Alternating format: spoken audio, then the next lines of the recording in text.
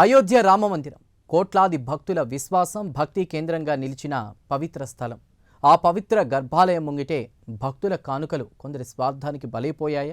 రామమందిర దానాల చోరీ కేసు దేశవ్యాప్తంగా సంచలనం సృష్టిస్తున్న వేళ ఇన్నాళ్లు మౌనంగా ఉన్న శ్రీరామ జన్మభూమి తీర్థ క్షేత్ర ట్రస్ట్ మాజీ ప్రధాన కార్యదర్శి చంపత్ రాయ్ నోరు మెదిపారు. తనపై వచ్చిన ఆరోపణలు తిప్పికొడుతూ తాను దొంగను కాదని, దొంగలను పట్టించిన వ్యక్తినని సంచలన వ్యాఖ్యలు చేశారు.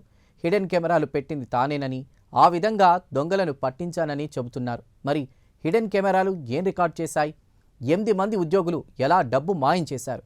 ఈ కథనంలో చూడండి. అయోధ్యలో శ్రీరామ మందిరానికి భక్తులు సమర్పించిన కానుకల్లో భారీ ఎత్తున అవకతవకలు జరిగాయన్న ఆరోపణలపై యూపీ ప్రభుత్వం ఏర్పాటు చేసిన ప్రత్యేక దర్యాప్తు బృందం విచారణ ఊపందుకుంది.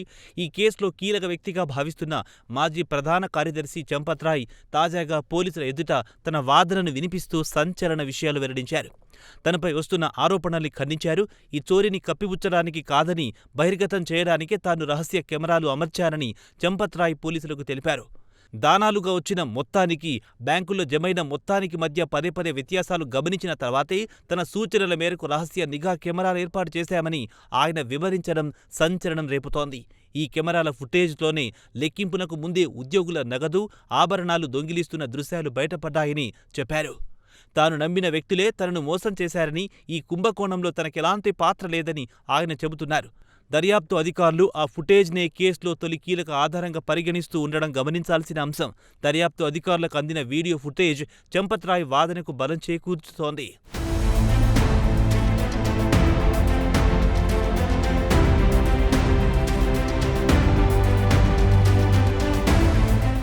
ఇక ఈ డొంక ఎలా కదిలింది అనేది ఆసక్తికరమైన అంశం. మే నెలాఖరులో ట్రస్ట్ అధికారులకు అనుమానం వచ్చింది. సాధారణంగా ఒక్కో దానం పెట్టెలో 6 నుంచి 7 లక్షలు ఉండాల్సి ఉండగా అందుకు తగినట్టు ఉండకుండా 500 నోట్ల కట్టలు అనుమానాస్పదంగా తక్కువగా కనిపించడం గమనించారు. దీంతో లెక్కింపు గదిలో అమర్చిన హిడెన్ కెమెరాల ఫుటేజ్ని పరిశీలించగా ఒక ఉద్యోగి సీసీటీవీల ముందు ఉద్దేశపూర్వకంగా నిలబడి మరో ఉద్యోగి ఆ మాటున దొంగతనం చేస్తున్న దృశ్యాలు వెలుగులోకొచ్చాయి. ఏప్రిల్ 27 నుంచి జూన్ 5 వరకు నమోదైన ఆ ఫుటేజ్ ఆధారంగా జూన్ 25న ఎఫ్ఐఆర్ నమోదయ్యింది.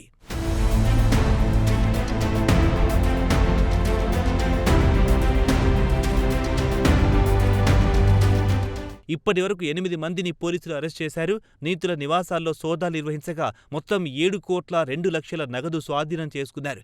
ప్రధాన నిందితుడు అవినాష్ శుక్లా ఇంటి నుంచి 20,03,609,500 నోట్లు, 1,121 అమెరికన్ డాలర్లు కూడా లభ్యమయ్యాయి. కరుణేష్ పాండే నుంచి 18 లక్షలు, అనుకల్ఫ్ మిశ్రా నుంచి 16 లక్షలు పోలీసులు స్వాధీనం చేసుకున్నారు. పారదర్శకత కోసం సోదాల సమయంలో రెవెన్యూ అధికారి లేఖ్పాల్ కూడా వెంట ఉండడం గమనించాలంటున్నారు పరిశీలకులు.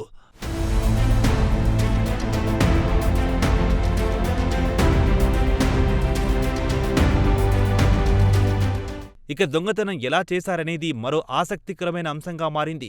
అవినాష్ శుక్లా విచారణలో సంచలన విషయాలు వెల్లడించారు. లెక్కింపు గదిలో దొంగిలించిన నగదును ముందుగా బాత్రూంలో దాచిపెట్టి ఆ తర్వాత బయటకు తరలించేవారని అంగీకరించారు. విరాళాల లెక్కింపు వ్యవస్థలోని లొసుగులను ఆయన పోలీసులకు వివరించారు. షిఫ్ట్ ముగిశాక సిబ్బందిని తనిఖీ చేసే విధానం లేకపోవడమే అతిపెద్ద భద్రతా లోపంగా గుర్తించారు. దీనివల్లే నగదును క్రమంగా బయటకు తరలించగలిగారు. వ్యక్తిగత పరిచయాల ద్వారానే చాలామంది సిబ్బంది నియమించుకున్నారని, చంపత్ రాయ్ డ్రైవర్ నుంచి మేనేజర్ స్థాయికి ఎదిగిన టిన్ను యాదవ్ తన బంధువు మనీష్ యాదవ్ను తీసుకొచ్చినట్టు తేలింది. మాజీ ట్రస్టీ అనిల్ మిశ్రా కూడా విరాళాల లెక్కింపు ప్రక్రియలో కీలక పాత్ర పోషించారని నిందితుల్లో ఒకరు చెబుతున్నారు.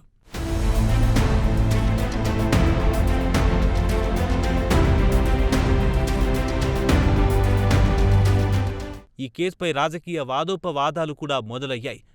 సిట్ దర్యాప్తు గడువును 15 రోజులు పొడిగించిన నేపథ్యంలో విహెచ్పి అంతర్జాతీయ అధ్యక్షుడు అలోక్ కుమార్ ఈ చర్యకు మద్దతు పలికారు. పోలీసులు పారదర్శకంగా దర్యాప్తు చేస్తున్నారని, ఈ దశలో సీబీఐ విచారణ డిమాండ్ కేవలం రాజకీయ స్టంటు మాత్రమేనని ఆయన అభిప్రాయపడ్డారు.